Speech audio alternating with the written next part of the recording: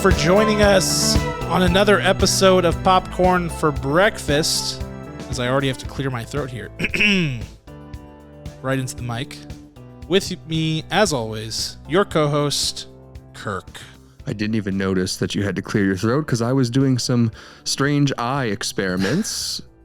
I'm not quite sure if I can cross my eyes officially or not. You'll be the judge, audience, and Cam, if I can. Before we're talking about eyes, this movie. You always take. I appreciate the literalness of your interpretation of every film title. It's like you forget entirely what the movie is about and just go back to the title only. You're like, okay, the title of the movie is The Pale Blue Eye. What's it about? Eyes. In reality, it's not even about eyes at all, really. I mean, kind of tangentially. You know, I just want to remind myself and ground myself in the writer's shoes. Like, what were they thinking? Like, yes, Star Wars, E.T., Harold and Kumar. I mean, whatever it might be. I just need to get a feel for what they were going through in their process. I like that. And I also feel like it's good to kind of critique a title. I think that titles need to be critiqued because sometimes movies have bad titles. It's just true. Like, the title doesn't make sense for the film, or the title was basically like chosen by marketing, which that happens a lot more than you guys probably know, a lot more than I used to know before I started looking into it. But like, a lot of times directors will complain about the title that was chosen for their film because it originally had a different title, but they thought it wouldn't sell and yada, yada, yada. So, right. Like, I like it. Like two famous examples of recent past are Live, Die, Repeat. Yes. Instead of Edge of Tomorrow. Yeah. Instead of Edge of Tomorrow. And, what's the one? What's the crazy long name of Harley Quinn? Birds of Prey.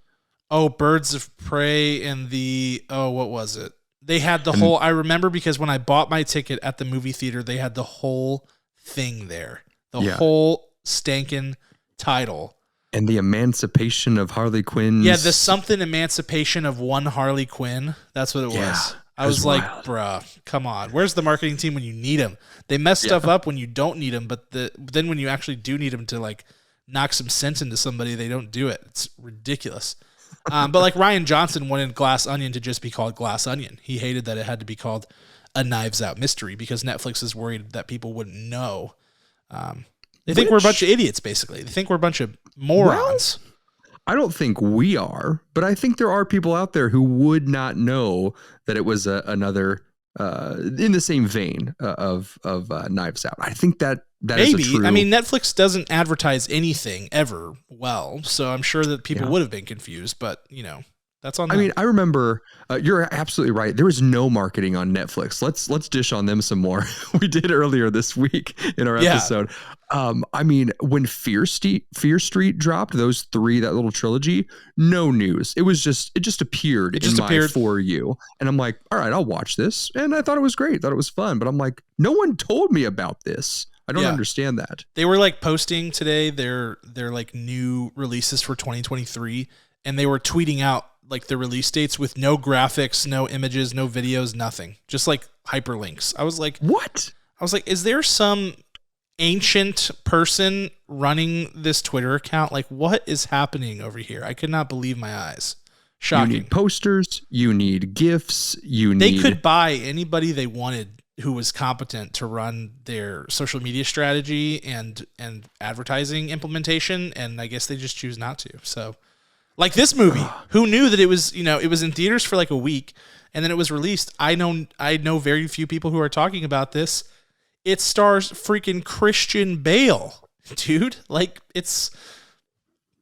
come on. Like, I'm not wearing hockey pads. The dude doesn't do like that many movies. If you get a Christian Bale murder mystery movie, you need to be, ringing the bell. You need to, pay the town crier to go out and tell everybody. Like, this is absurd. Yes.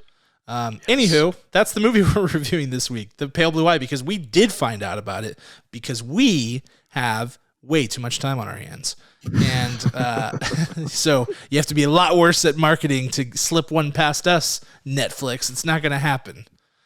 So that's the movie we're reviewing this week. We will be talking spoilers, which is typically how we go about business these days. But even more so when it's something that's on Netflix, because it is something you can watch. So accessible. Yeah. So accessible. If you haven't watched it, but you just want to listen, like you want to watch the world burn, like some people just want to know the endings of movies before they watch them and decide, is it going to be happy? Is it going to be sad? And where am I going to land in that? There are some people like that. And congratulations to you. And then some people don't. So we will be spoiling this to the nth degree of every single detail. So watch out if you want to watch this later. Because this is based off a novel, maybe you read the novel and you're like, I wonder if the movie's any good. We'll tell you our opinion on that. Right. All right, let's get into it then. I have the task, the responsibility, the burden, if you will, of giving a synopsis of this film. So I'm going to take a good old swing at that. It's a bit convoluted, I will just say. So basically, this film is historical fiction, which, man, I've been watching a ton of historical fiction recently. It seems like I feel like I've said this so many times, which that means that the movie is based on or lives in a historical period of time or during a certain period of time where certain things could have happened, but the events that they're actually talking about are mostly made up or partially made up, etc. So in this case, we've got our main character, played by Christian Bale, who is a detective, a former, what do they call him? A former police constable. His name is Augustus Landor, and he has been enlisted by the heads of the U.S. Military Academy at West Point to investigate a suicide that occurred, or what they believe is a suicide that occurred on West Point grounds, in which a student died apparently by hanging, but then his heart was cut out of his chest. And so they're like, okay, what's going on here? So they bring him in. Over the course of the investigation, there are more instances happening. There's reason to believe that homicide is going on. There's reason to believe that there's all sorts of tomfoolery going on with these corpses and with potential murders and things like that. And as he's investigating this and as he's becoming familiar with the area and the people and the different people at play, he runs into a cadet at the local bar who happens to be none other than Edgar Allan Poe, the most famous poet of all time. So that is basically the basis for this story, as he sort of enlists Edgar Allan Poe to help him crack this case, or at least to assist him in the investigation, since he seems to have some information and to be interested in the work that Mr. Landor is doing. So it's basically this fictional character, Augustus Landor, solving a series of murders with Edgar Allan Poe. And there's lots of allusions to different Poe poems and short stories, including the fact that the main character, Augustus Landor, is directly related to Poe's final written work, which was called, I believe, Landor's Cottage or something like that. Yeah, so, and that is correct. They refer to him as a cottage man at multiple times during this. So there are lots of ties, as you would imagine. It's kind of an interesting thesis, and it's based off of a novel that was pretty popular. So that's what we're getting into today. Anything else, Kirk? I mean, I really thought it was quite fascinating when Christian Bale started interrogating Henry Melling, and he asked him, he said, "Are you a wizard? I've seen you do magic spells before and eat all the different chocolates." Yeah. And then he slammed his... I was about to start my own bit, but I didn't even let you finish yours. I don't even get your bit. What is the chocolates? I know that Harry Melling is Dudley Dursley from Harry Potter. Okay, which there you go. Harry Melling, the other co-star of this movie, is Dudley Dursley. But where does the chocolate come from? That's the bit. They sometimes have chocolate. Who? In Harry Potter. Do they? He was a larger boy when he was on a child, and now he's like 10 pounds. Now he's very slender, probably. Yeah, that's. And I didn't know where to go. That was so bad. I was trying to make sense of your bit, and then I was like, what do I do? Do I bail him out? Do I? I just, you know. Yeah, Kirk, I liked that part too. Wink. That was a good part. And he pulled his wand out and he said, "For Harry." He wasn't even a wizard in those movies. Anyway, he was a wizard. Can I say what my bit was going to be whenever you said interrogated? I was going to say, try to top that. Yeah, I know, that's tough. I was going to say that Christian Bale slammed his head into the table, and Harry Melling said, "Never start with the head. The victim gets all fuzzy, you know." Yes, and it's a wand poking out of his Christian Bale's eye. Oh dear. Why?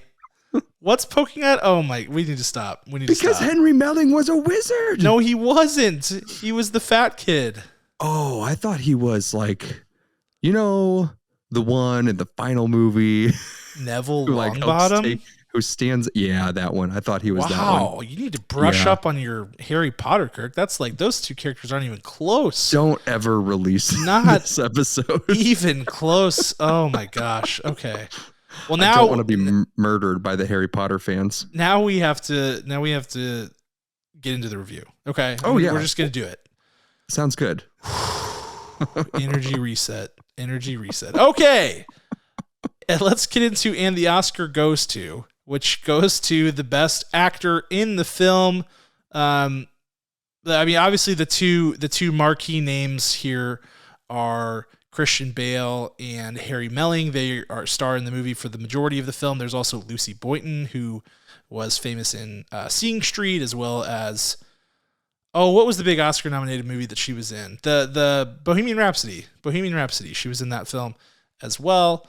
So she's a big star, but she's not in the whole thing. But let's talk about this cast. My Oscar is going to go to one of my favorite actors of all time, Mr. Christian Bale, who was flexing his American accent in this film, playing a police detective from New York. He was, this is like turn of the century 1800s. I mean, I guess not turn of the century, like 1830s. So Industrial Revolution type era, I guess. My history is really bad. But it's the 1830s. He's at West Point. He's a detective. He also is a widower and someone who is recovering from significant trauma, which is that his daughter is missing. We come to find out that she actually passed away due to suicide after some horrible traumatic events happened to her as well. So he's a very layered character with an interesting moral code and an interesting code of ethics. And I loved the way that Christian Bale's character kind of unraveled in this film. He has a really good arc. The one thing that hurts it a little bit is that the movie is a bit longer than it needs to be. So when his arc finally does get wrapped up at the end, it's like you're kind of waning in terms of how much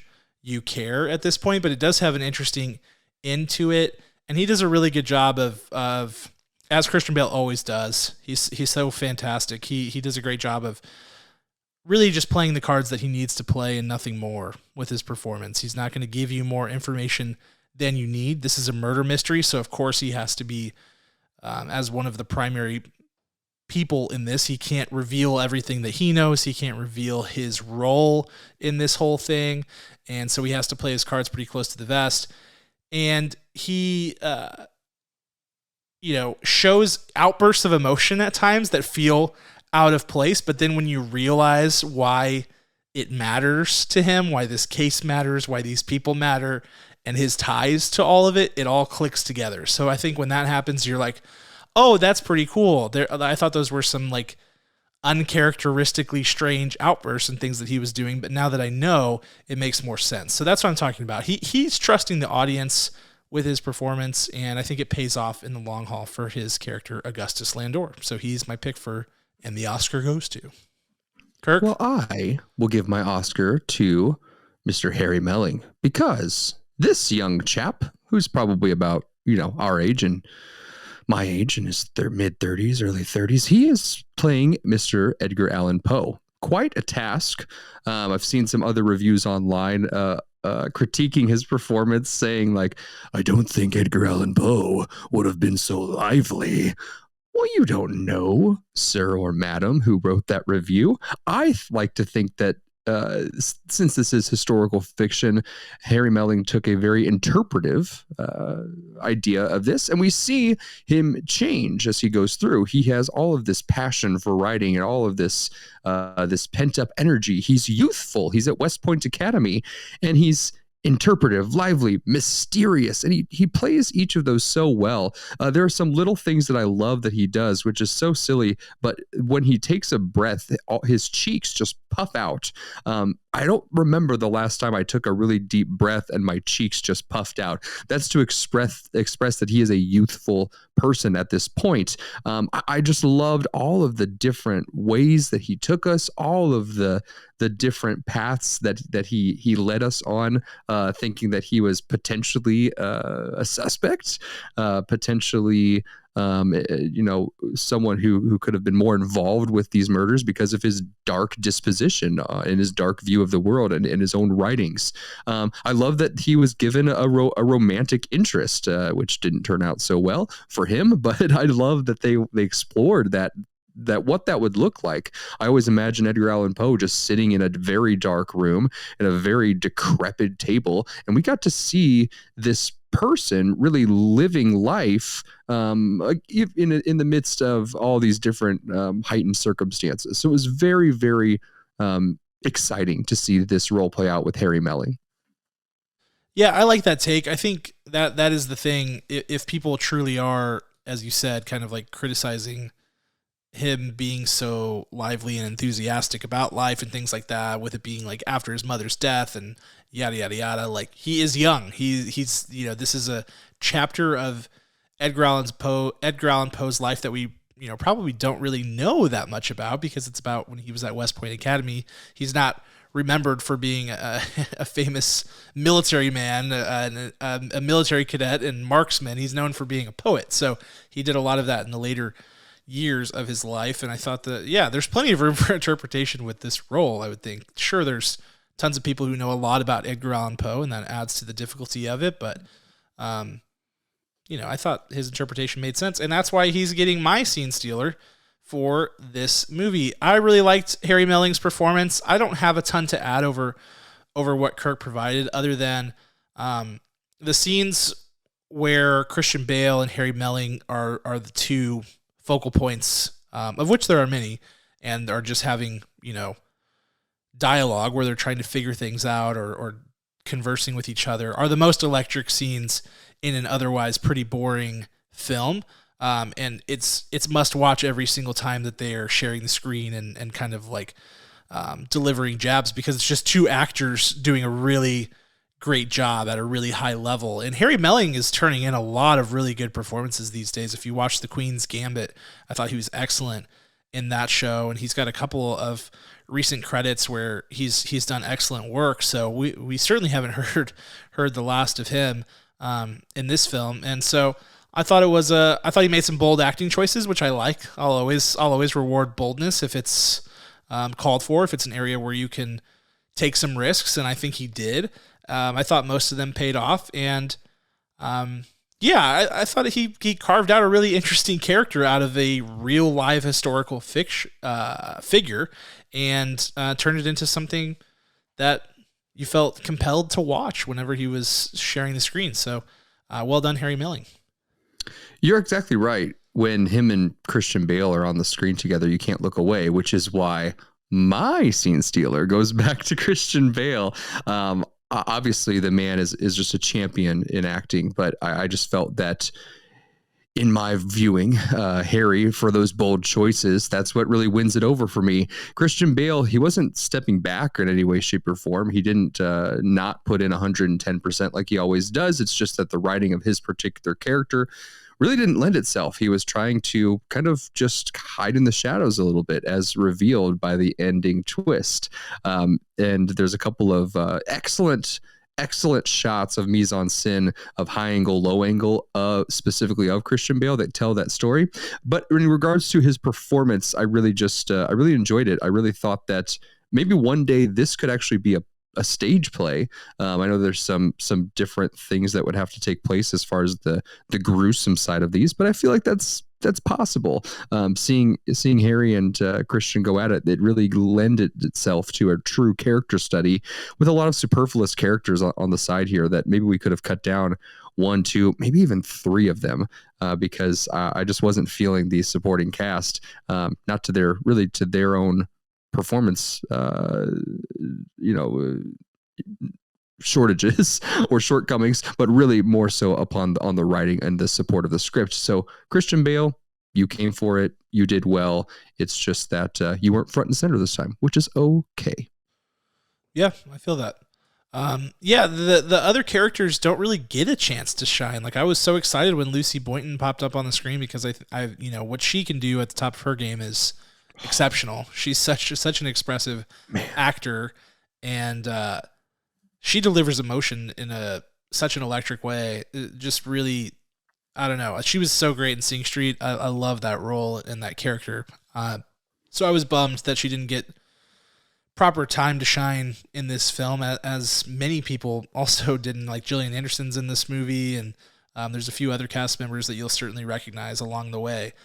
Let's talk about the production of this film and the story and the more technical side of the movie to talk about our showstopper and director's shoes. We'll start with showstopper, which is the thing that excited us or got us the most amped for this movie, the thing that we thought was its calling card or its best piece. For me, I'm going, surprisingly, something I rarely choose, which is costume design. I thought the costume design was really good in this movie. I loved the way the West Point cadets and officers' uniforms looked. I think a lot of times when you get pre-Civil War, did I say that this was post-Civil War earlier? Industrial Revolution? Wow, what an idiot. I meant post-Revolutionary War. But when you get Civil War era or pre-Civil War era costume design, there's a tendency to go really bleak. And that was certainly an option here because the whole production design is New York in the winter. So you're outside a lot. It's 1830 or it's the 1830s. So it's, we don't have a ton of electricity going on. It's a lot of lamps and lanterns and things like that. So it already tends to skew bleak in the first place. So if they would have gone with a really muted blue or, for some of the dresses that the female characters wear, if they had been really neutral colors, I think it would have hurt the film. But I love the way that the colors worked in conjunction with the production design, because I think the production design was accurate and spot on. It should be bleak. It should feel like a Robert Frost or an Edgar Allan Poe poem in a sense of it's cold, it's New England, it's the 1800s, whatever. It should feel that way. But that doesn't mean that it's void of color. That doesn't mean that it's void of life. These cadets are in the prime of their life, so they should be wearing bright blue. They should, have a plume on their hat. And I think that these are historically accurate costumes based on what I was looking up. So I loved that. I think they could have gone lazy there, and I'm glad that they didn't, because I think that it made a lot of shots that could have been boring really beautiful. And it really helped tell the story visually. So I liked that. I liked the production design, but I thought the costume design was even more crucial. And I loved Christian Bale's character's costume design, the hat that he wore, all the way down to the choices they made with his aesthetic, with his beard, the cloaks that he wears. It all worked really well for the characters and made the characters more intriguing. So shout out to the costume design team. I thought that was really well done. Beautiful choice. My showstopper today goes to the screenplay lyricism. This film felt like you were just wrapped in a poem in a good way. I felt at times where characters were speaking and I didn't even need to know the facts of what they were saying. I didn't need to process all the information, though I was trying to keep up, because what they were doing was playing with the sound and the rhythm and the meter of how they were speaking. So to speak to the meter, lots of people will say, "Oh, I don't know how to listen to Shakespeare. I don't know how to watch Shakespeare. I don't understand Shakespeare or anything of heightened elegance of speech." This whole movie has a heightened tone of speech. The meter is at the rate of which you are following the rhythm of the character's patterns. So each of them has a different one, but they all have a cohesive one. And the way that they would dynamically speak, you didn't always necessarily need to know every single word, every single fact, and which is fascinating because it's a murder mystery. So you would think like you're just closing in, like I need to know every word they say so I can see if I can solve the murder before the main character. And that's what's so great about it, is because you would lose information, but you would still feel like you were connected and still on the ride and in the right place. That lyricism also came out. There's an incredible line where the Academy, the top tier Academy members are getting insanely mad at Landor's lack of progress, and Landor has incredible patience in finding what who the murderer is.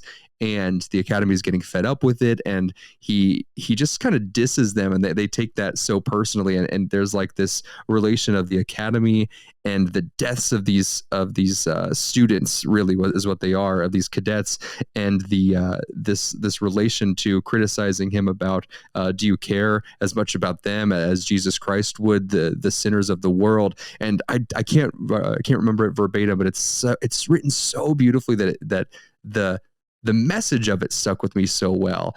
And also just the way that Poe like courts Lucy Boynton's character, the way he's speaking to her. He says one poem to her, but after that, he's really just speaking romantically to her. And again, it just feels like you are wrapped in a poem this entire movie, but you understand it all. And when you don't understand it, you feel like you understand it. So kudos to the writing of this. Kudos to the original source material. I don't know how much of that was the original author, which is I can't remember who that was, or if it was Scott Cooper who adapted the screenplay into this film, but that really stuck with me. Yeah, so Scott Cooper did adapt it for the screen. The novel was written by Louis Bayard. I don't know if I'm pronouncing that correctly. But yeah, very popular book. So this was the first I had heard of it. I don't read a lot of historical fiction typically, or really, I don't read a ton of books in general. I read some. So this was all newfound territory for me, but I like those notes. That was well said, Kirk. Very well said. Thanks. Director's shoes. I think there's a couple of places I want to go here. There's really two main things I want to focus on. First is sort of like the chronology of this whole thing, the sequence of events that happens. I think it's bizarre. I think that sometimes scenes are edited together strangely. You get these really hard cuts, and then you're transitioned into a totally other scene, and you're like, wait, where are we? How did we get here? Why are we here? And I think the reason that we're there is because chronologically, that's the bit of information that we need next, or that's like technically where it happens within the timeline of the story. But I felt like if it doesn't make sense to have that scene there because of the flavor of the scene and the tone and where you're kind of going with that point in the story, don't put it there. Like get creative with it. Either find a different way to deliver the information or use a flashback later. There are options. There are options. And I felt like sometimes, not being familiar with the source material, I can't say for sure that they were being rigid to the initial story. But based on the way that it was edited together and these like hard cuts and abrupt whiplash-like scene changes at times, I'd have to imagine that is the reason for it. It's like, oh wait, but we have to do this setup. We can't go forward without having this bit of information. It's like, okay, well, let's think creatively about that. Are there actually ways that we could get there without this? Could we reveal it later without misleading the viewer, or whatever? You're adapting it to film, make it work for film. Books can flow differently, and they can flow chronologically a lot easier than a movie sometimes, because you have to keep a steady, meter is a good word for it, honestly. You have to keep a steady feel, momentum, pace to the film. The other big critique I have of this movie It's just that it really fails to make itself interesting. Sadly, it's really a snore. It's a bore, and it shouldn't be. It's a murder mystery, and the mystery itself actually has huge potential for being very interesting. And the left hook they hit you with at the end is interesting, but by that point you've stopped caring, and that is the problem. Is that like when the left hook comes, I was like, oh, now we have some intrigue. Like you could have seen it coming, so it makes sense when it happens, and you're intrigued for a little bit, but you've already lost interest because the central investigation, Augustus Landor's investigation, really fails to be interesting throughout. They kind of give you, in my opinion, too much information to where you kind of know, like, okay, the suspect is one or all of these people, right? And it is. And so you're like, okay, saw that coming. Like we learn about the whole like satanic basis for a lot of what's going on early in the movie. So you do get a few revelations along the way, but they're just not interesting enough, and they don't throw you down enough of a spirally path to where you're kept guessing, which is where you need to be kept. In a murder mystery, you need to be kept on the edge.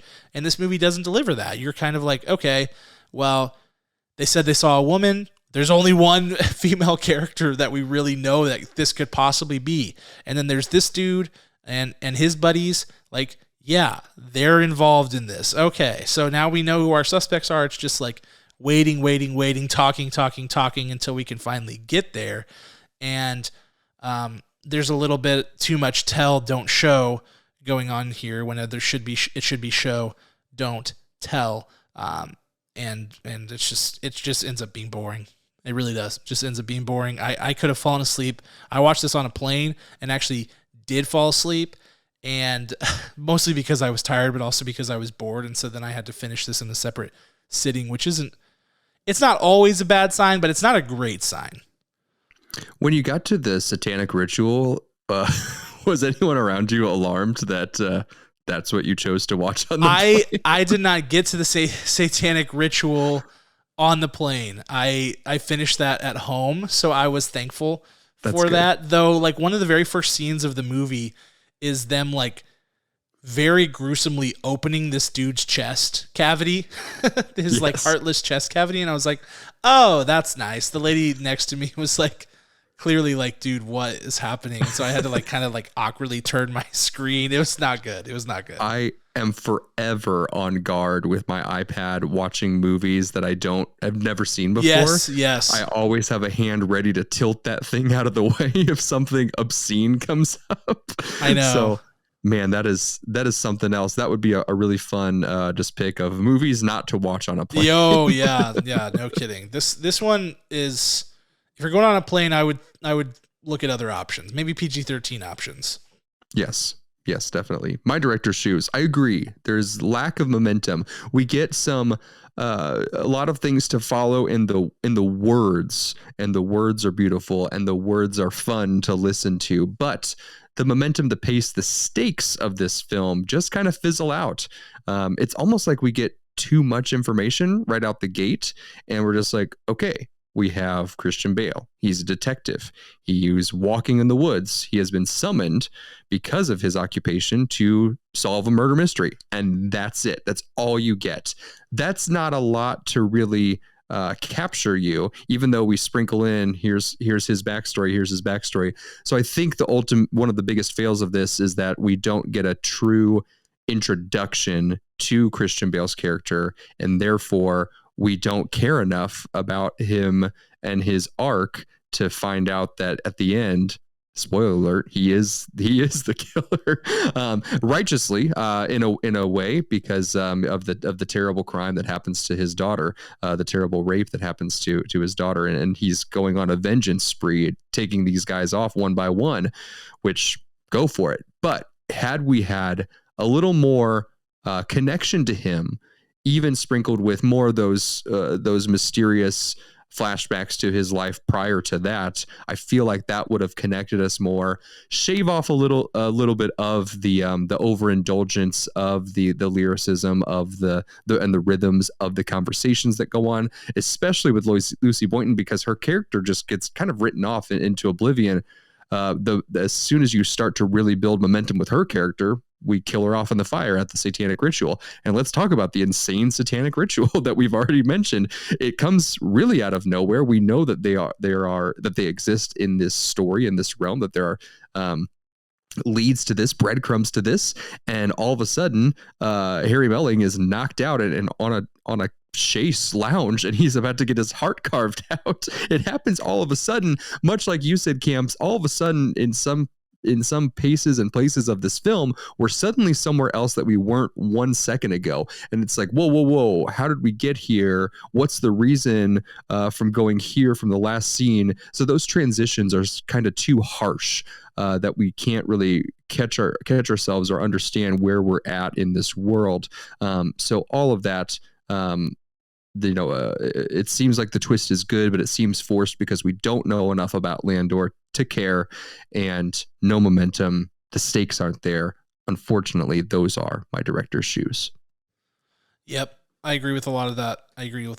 All right, let's wrap this film up and score it. Final thoughts and scores on The Pale Blue Eye. I will kick us off. My thoughts are, I just think that this movie sort of reeks of a situation in which a director reads a book, loves it, falls in love with it, and then is like, oh my gosh, I have to adapt the film. I have to write and adapt the screenplay.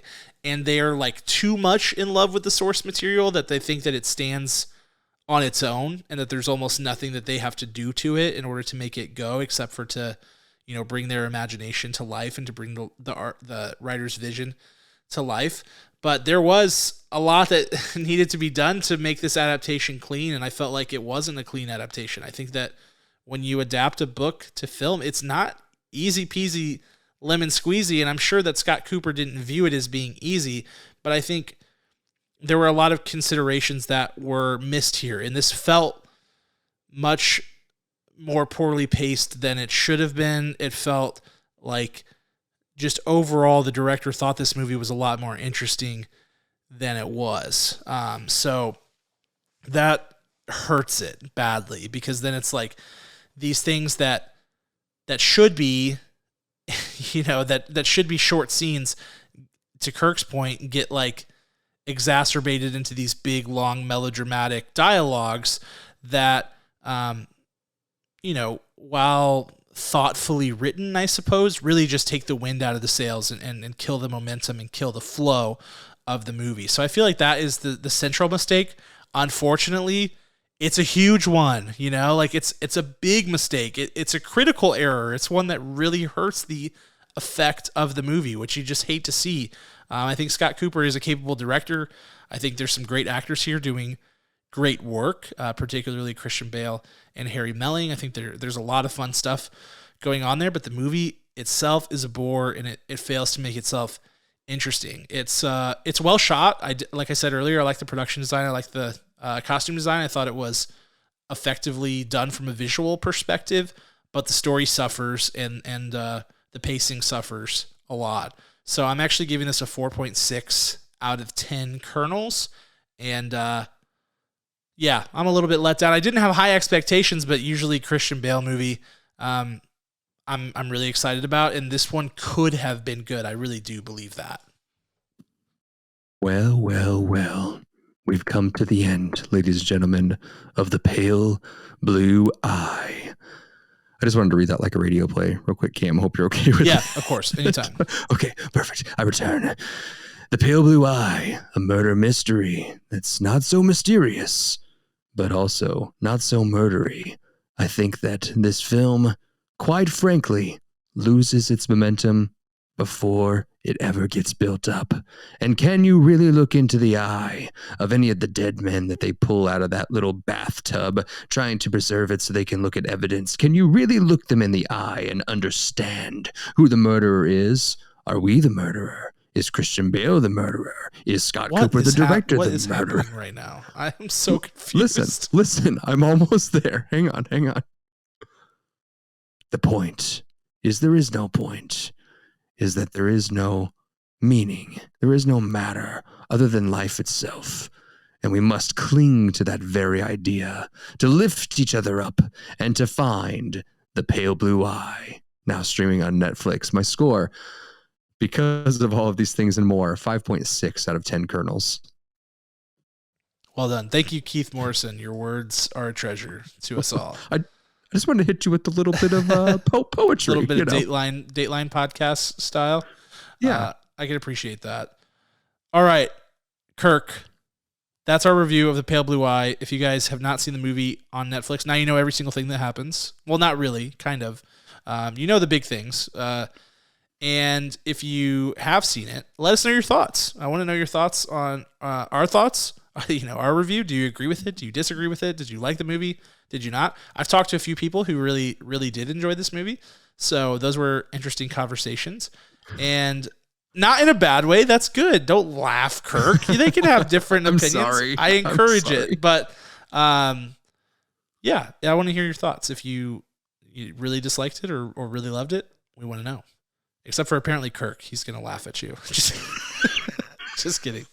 I don't know. I don't think I can be trusted this evening. I am a little bit unhinged. Yeah, if you've made it this far in the episode. Late. And on that topic, the perfect time to turn the mic over to you, as unhinged as you are, to take me through, I believe, a game. Is that right, Kirk? It is a quick game. Yes, this game is called The Saturated Yellow Eye. Oh, Yellow Eye? That's right. Let me explain. Yuck. The movie that we reviewed, The Pale Blue Eye, the opposite of pale, saturated. The opposite of... I say it is, Cam. Okay. I'm sorry. I'm questioning that. Sit down, sir. The opposite of blue on the color wheel is yellow, and the opposite of one eye is another eye. So didn't have much creative freedom there. So the saturated yellow eye. We're talking opposites, Cam. I'm going to give you a character, an actor rather, that was in this film. I'm going to give you a film title that they were in that was not The Pale Blue Eye, and you need to tell me their counterpart, their opposite acting partner in that film, just for funsies. Are you ready? Sure.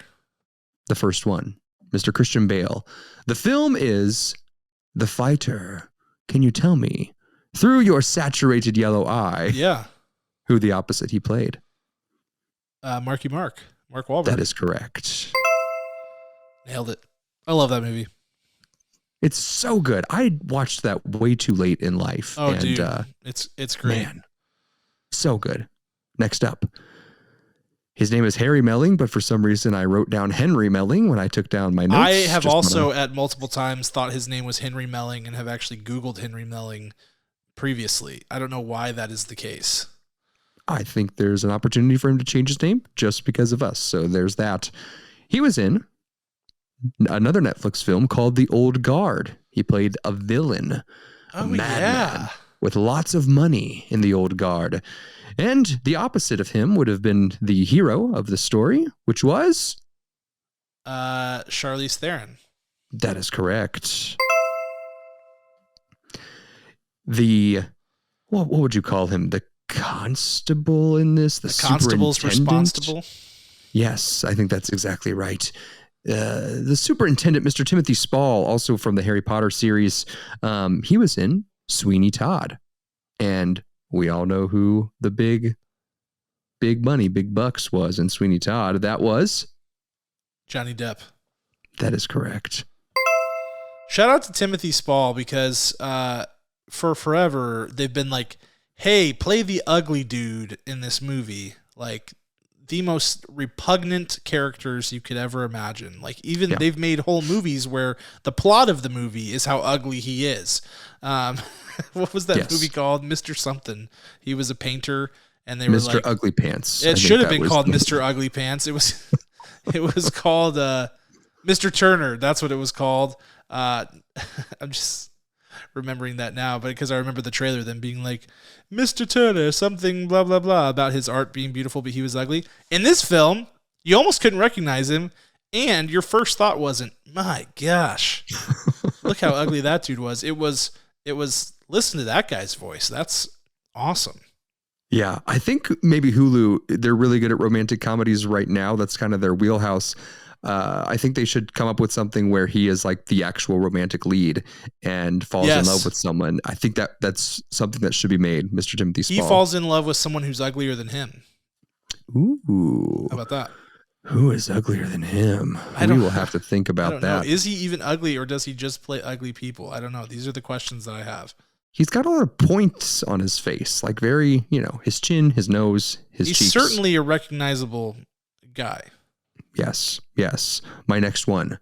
Looking through your saturated yellow eye cam, tell me, Lucy Boynton, you ready?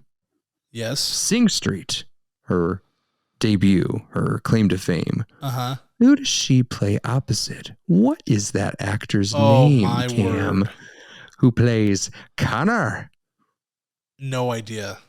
If you're out there right now and you know the name of this actor, I just want to shake your hand. You just tell me if you knew this before I reveal who it is. And I've watched this movie many times because I think it's great. And I think that he's great. And I've seen him in other things. And I have no idea. No idea. Yes. He's in, the Best Picture winner Coda. He is in Sing Street. He's in a number of upcoming films that you're like, wow, that's exciting. But his name is something unexpected of a superstar celebrity. His name is Ferdia Walsh Pilo. Oh, really? Okay. Yes. I got that wrong. Insane in the membrane.